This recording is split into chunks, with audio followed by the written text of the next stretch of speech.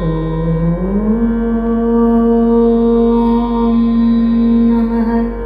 श्री गणेश शारदा गुरुभ्यो नमः। श्री ललिता महात्रिपुरसुन्दरी नमः।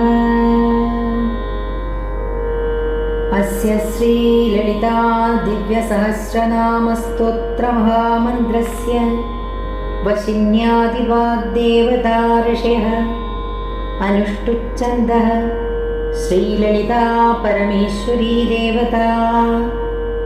श्रीमद्वाग्भवकूडेति बीजं मध्यकूडेति शक्तिः शक्तिकूडेति कीलकं मूलप्रकृतिरिति ध्यानम्।